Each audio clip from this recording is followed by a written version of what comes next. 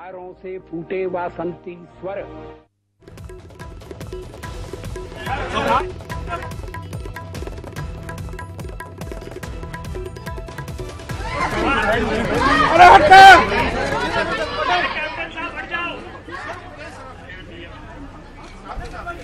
और ये फिलहाल सीधी तस्वीरें आप देख पा रहे हैं। एम्स फिलहाल प्रधानमंत्री नरेंद्र मोदी पहुंचे हुए हैं और ये देखिए ये सीधी तस्वीरें।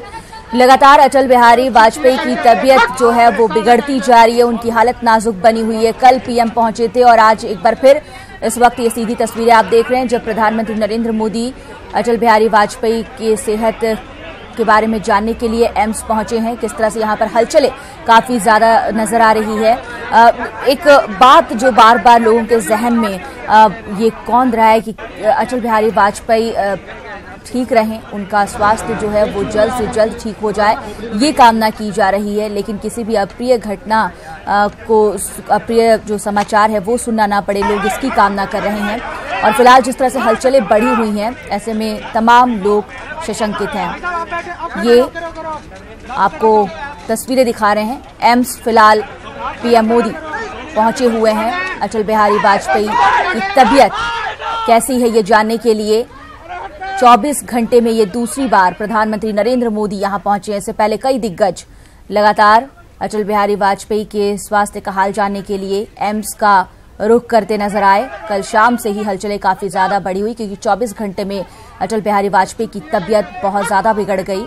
और फिलहाल जिस तरह के हालात बने हुए हैं, ऐसे में लोग दुआएं कर रहे हैं कि अटल बिहारी वाजपेयी जल्द से जल्द ठीक हो जाए। फिलहाल ये दो तस्वीरें आपको हम दिखा रहे हैं किस तरह से एम्स के बाहर हलचलें तेज हो गई हैं। प्रधानमंत्री यहां पहुंचे हैं, अमित शाह भी मौजूद हैं, कई बड़े दिग्गज सुबह से ही पहुंचे हैं एम्स और अटल बिहारी वाजपेयी के स्वास्थ्य के बारे में जानकारी ली जा रही है। इससे पहले जो मेडिकल बुलेटिन तकरीबन 11 बजे जारी किया गया, उसमें बताया गया कि पूर्व प्रधानमंत्री अटल बिहारी वाजपेयी की सेहत में कोई सुधार नहीं हुआ है, उनकी हालत अब भी नाजुक बनी हुई है। और ऐसे में 24 घंटे के भीतर ये दूसरी बार प्रधानमंत्री नरेंद्र मोदी पहुंचे हैं एम्स, जिसकी तस्वीरें हम आपको दिखा रहे थे।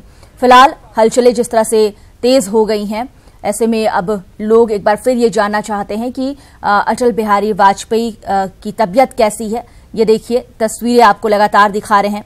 कोई ये कह रहा है कि अटल बिहारी वाजपेयी ऐसी शख्सियत जिन्होंने पद को सुशोभित नहीं किया, बल्कि अटल बिहारी वाजपेयी ऐसे थे जिन्होंने पद को सुशोभित किया, इनकी काबिलियत थी ये। और जिस तरह का उनका व्यक्तित्व, भावुक कवि, पत्रकार, तमाम काबिलियत और हर वर्ग आज हर तबका उनकी सलामती के लिए दुआएं कर रहा है। किस तरह की हलचलें हैं एम्स में, उसकी तस्वीरें ये आपके सामने हैं। फिलहाल प्रधानमंत्री नरेंद्र मोदी अंदर चले गए हैं अटल बिहारी वाजपेयी की तबीयत के बारे में जानकारी लेने के लिए, उनका स्वास्थ्य कैसा बना हुआ है ये जानने के लिए। राजस्थान की मुख्यमंत्री एम्स में मौजूद हैं। तमाम बड़े लोग आज अटल बिहारी वाजपेयी के हाल को जानने के लिए यहां पहुंच रहे हैं और हम भी ये दुआ कर रहे हैं लगातार कि उनकी सेहत में सुधार हो और तमाम लोगों के सामने एक अच्छी खबर आए कि अटल बिहारी वाजपेयी जो हैं वो ठीक हैं। हमारे साथ इस वक्त जुड़ गए हैं हमारे एग्जीक्यूटिव एडिटर अमिताभ अग्निहोत्री जी, उनसे बात करते हैं। अमिताभ अग्निहोत्री जी, आपके अगर पत्रकारिता करियर की हम बात करें तो ये बताइए हमारे दर्शकों को कि कितना इंटरेक्शन रहा आपका अटल बिहारी वाजपेयी जी के साथ और वो कौन सी बात है, वो कौन सी याद है जो आप बताना चाहेंगे? एक बहुत लंबा अरसा एक पत्रकार के रूप में मुझे अटल जी को समझने का, जानने का निकट से अवसर मिला। वो 90 का दौर था जब एक अखबार के विशेष संवाददाता के तौर पर मैं पहली बार अटल बिहारी वाजपेयी से मिला। उसके बाद वो सिलसिला तब तक जारी रहा अनवरत जब तक अटल जी सक्रिय राजनीति में रहे। तमाम स्मृतियां हैं, तमाम घटनाएं हैं, लेकिन मुझे लगता है जो सबसे बड़ी चीज वाजपेयी जी की पर्सनालिटी में थी, जिसने उनको अटल बिहारी वाजपेयी बनाया, अजात शत्रु बनाया वो ये कि वो बड़े मन के व्यक्ति थे।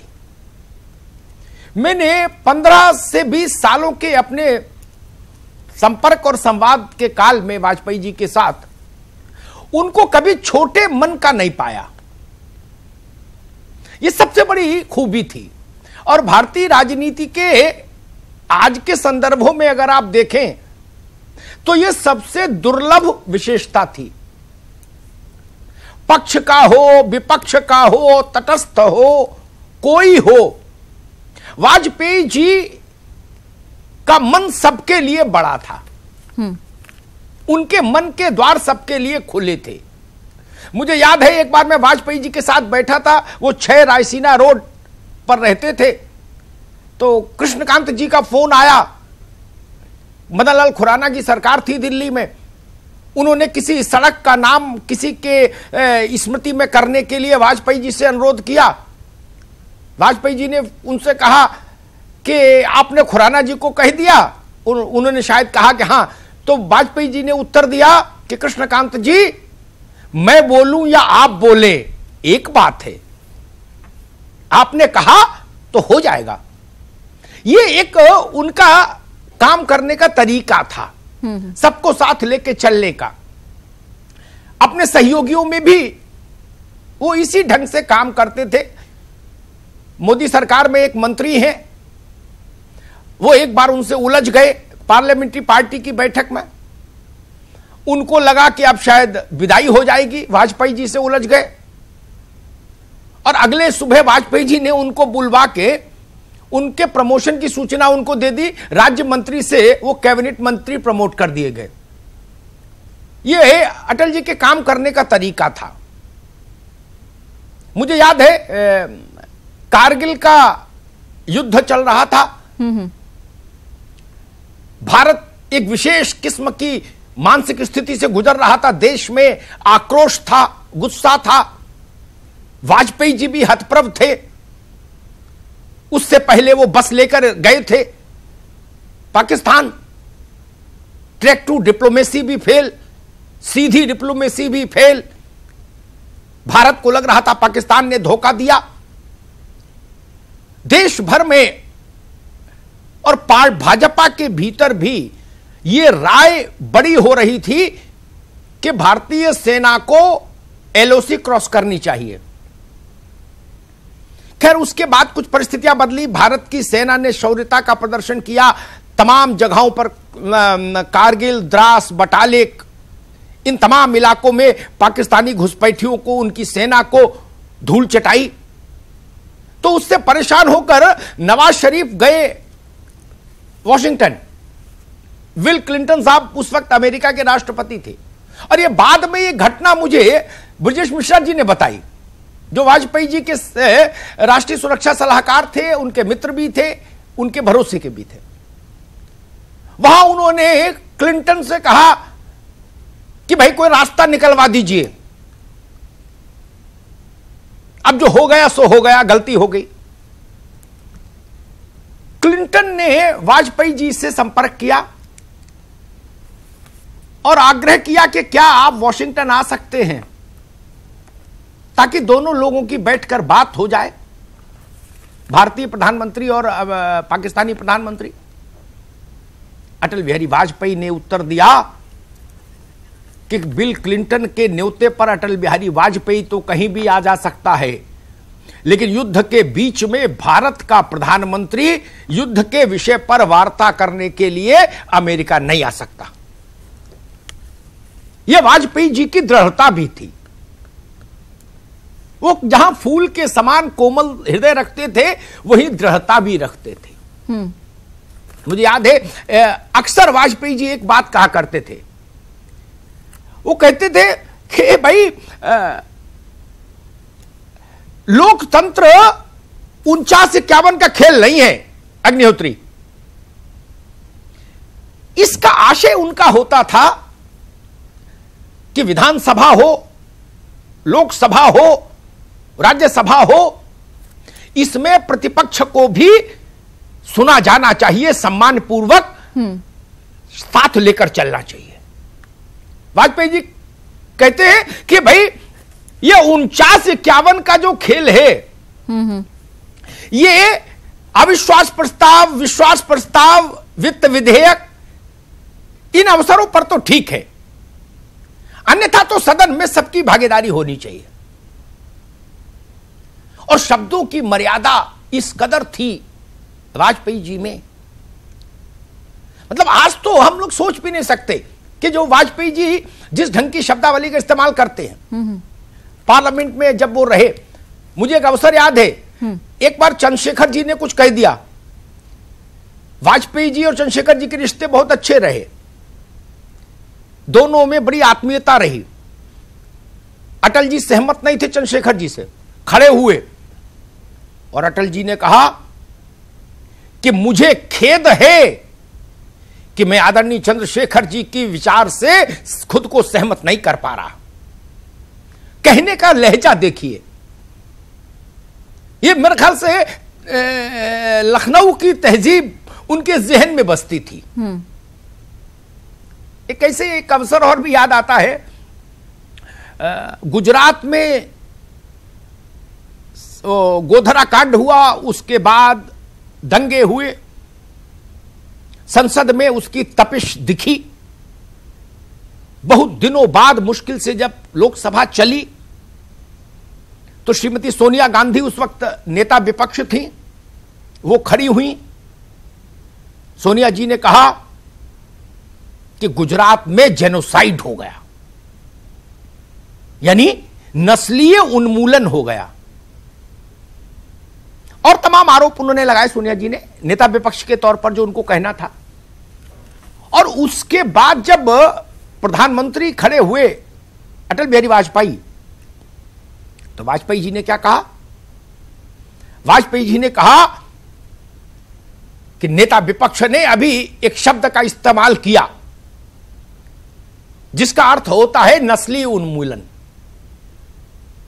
और वाजपेयी जी ने अपने भाषण को उस शब्द पर केंद्रित करते हुए कहा कि भारत में नेता विपक्ष अगर इतने बड़े शब्द का इस्तेमाल करेगा तो दुनिया में भारत का क्या संदेश जाएगा। उन्होंने कहा, क्या नस्ली उन्मूलन का अर्थ जानती हैं सोनिया जी? नस्ली उन्मूलन मतलब एक नस्ल ही खत्म हो जाए।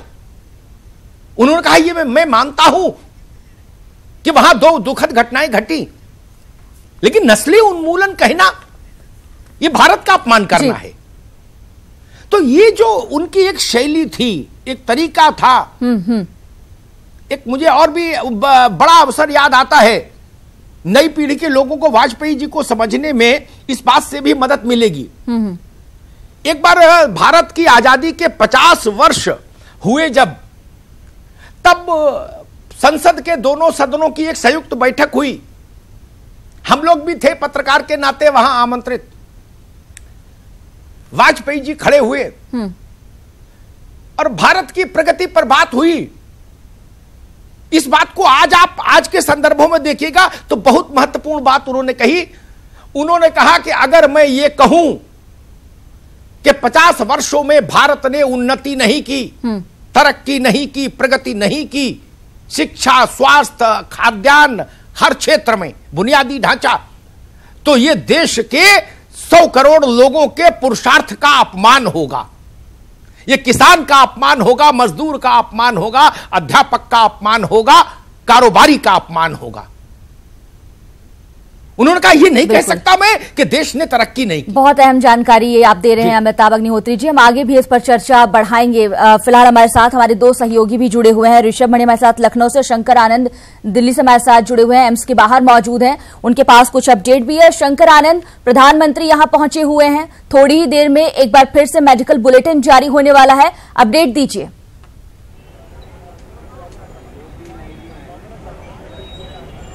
निश्चित तौर पे जब थोड़ी देर में जब यहाँ मेडिकल बुलेटिन जब जारी किया जाएगा तो उस पर नज़र जो है बाकायदा सबकी बनी हुई है कि आखिर किस तरह के मेडिकल बुलेटिन यहाँ से जारी होंगे। प्रधानमंत्री यहाँ पे पहुँच गए हैं। प्रधानमंत्री के साथ आपको मैं कुछ विजुअल्स में दिखाना चाहूँगा कि यहाँ पे एनएसजी के विशेष कमांडो जवान जो है वो उसको उतारा जा रहा है। ये एनएसजी के स्पेशल कमांडो जवान हैं और यहाँ पे उतारने के बाद आप देख सकते हैं ये वैन जो है, इस वैन से बाकायदा आए हैं। और ठीक मेरे पीछे मैं आपको दिखाना चाहूँगा कि एनएसजी के विशेष कमांडो जवान अब एम्स के अंदर में जा रहे हैं। और ये कमांडो अब जिस जगह पे प्रधानमंत्री मोदी गए हैं उस जगह पे जा रहे हैं। 4 कमांडो जवान हैं, एक साथ एक रूट में बाकायदा एक कमांडो जवान जा रहे हैं। यहाँ पे पहुँचने का क्या मकसद है वो अभी कुछ नहीं कहा जा सकता है, लेकिन प्रधानमंत्री यहाँ पहुँचे हैं और तमाम सुरक्षा व्यवस्था की अगर बातचीत की जाए तो काफ़ी महत्वपूर्ण है। और उसी बात को ध्यान में रखते हुए ये कमांडो जवान अचानक आए हैं, एक बस में आए हैं और ये अंदर जा रहे हैं। और यहाँ की सुरक्षा व्यवस्था, अगर ट्रैफिक की बातचीत की जाए तो ट्रैफिक की व्यवस्था यहाँ पर काफ़ी यहाँ पे उसको बेहतर बनाने के लिए दिल्ली पुलिस के अतिरिक्त जवानों को लगाया गया है, पारामिलिट्री के जवान को बुलाया गया है। प्रधानमंत्री अंदर हैं, इसके साथ ही लोकसभा स्पीकर सुमित्रा महाजन भी अभी अस्पताल के अंदर ही हैं। और इसके साथ ही राजस्थान के मुख्यमंत्री वसुंधरा राजे सिंधिया भी अंदर ही हैं। तो यहाँ पर देखा जाए जिस तरह से यहाँ पर तमाम जो बीजेपी के वरिष्ठ नेता यहाँ पे पहुँचे थे, लेकिन अचानक उन सबको निर्देश दिया गया, वो बीजेपी के दफ्तर पहुँचे। उसके बाद प्रधानमंत्री यहाँ पहुँचे हैं और थोड़ी देर के बाद यहाँ से मेडिकल बुलेटिन वो जारी किया जाने की सूचना है। लेकिन वो मेडिकल बुलेटिन किस तरह की होगी, उसमें किस बात को प्रमुखता से बताया जाएगा, ये सबसे महत्वपूर्ण है। हालांकि जिस तरह से कयास लगाए जा रहे हैं उनके तबीयत को लेकर, उनके स्वास्थ्य को लेकर, लेकिन अभी उस मामले पर कुछ भी कहना जल्दबाजी होगी। लिहाजा इंतजार किया जा रहा है उस मेडिकल बुलेटिन का और यह देखना लाजमी होगा कि मेडिकल बुलेटिन कितने देर में उसे जारी किया जाता है। जी ऋषभ, आपके पास भी कुछ अहम जानकारियां हैं, बताइए। कार्यालय पर खड़े हुए हैं, यहाँ पे भारतीय जनता पार्टी के कार्यकर्ता जुटने शुरू हो गए हैं। अभी ऑफ कैमरा हमारी जिन लोगों से बात हुई उनका ये कहना है कि अभी चंद रोज पहले ही केंद्रीय गृह मंत्री राजनाथ सिंह, जो लखनऊ के सांसद भी हैं, वो यहाँ आए थे और वो खुद अटल बिहारी वाजपेयी जी को याद कर रहे थे कि 5 बार अटल जी यहाँ से लखनऊ से सांसद रहे हैं। और जब उनकी सरकार, अभी मोदी जी की सरकार बनी है, तो उनकी सरकार का एक जो महत्वपूर्ण एक प्रोजेक्ट है अमृत, जिसको उन लोग बोलते हैं, Atal mission for rejuvenation and urban transformation, वो अटल बिहारी वाजपेयी के नाम पे इसीलिए रखा गया क्योंकि उनकी जो एक विकासवादी सोच थी, उनका जो एक विकास पुरुष का जो उनकी एक छवि बनी हुई थी, उसको देख के अमृत मिशन को रखा गया है। और लखनऊ में और कई और शहरों में भी बड़ा इन्वेस्टमेंट उसी अमृत मिशन के तहत किया जा रहा है, जिसमें पीने के पानी से लेकर सीवेज ट्रीटमेंट तक की तमाम सुविधाएं दी जा रही हैं।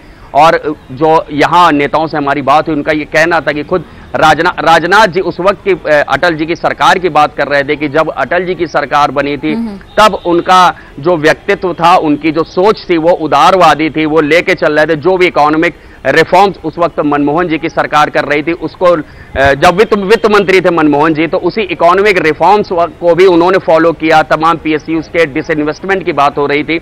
तो यहाँ पे अभी जो मेरी बात हो रही थी भाजपा नेताओं की जो कार्यालय पे मौजूद हैं, वो ज्यादातर बात अभी यही कर रहे थे कि यूपी को लेके खास और या देश को लेकर के जो उनकी विकास परक सोच थी। जैसे यहाँ पे अभी मेरी किसी से बात हुई, वो कह रहे थे गोल्डन क्वाड्रिलेटरल की बात कर रहे थे, स्वर्णिम चतुर्भुज योजना की, किस तरह से अटल जी की सरकार आई तो उन्होंने देश के जितने भी महानगर हैं उनको नेशनल हाईवे से जोड़ दिया। आज लखनऊ से कहीं भी जाने के लिए जो सड़क का मार्ग है वो बहुत ही आसान हो गया है। तो यहाँ जो भारतीय जनता पार्टी कार्यकर्ता है कि अटल जी उस सोच से बाहर थे, उनके व्यक्तित्व को ही देखकर और आज जो तस्वीरें सामने आ रही है उसे देखकर अंदाजा लगाया जा सकता है कि कितना ज्यादा लोकप्रिय रहे अटल बिहारी वाजपेयी। तमाम लोगों के बीच जो दुआएं लगातार चल रही हैं।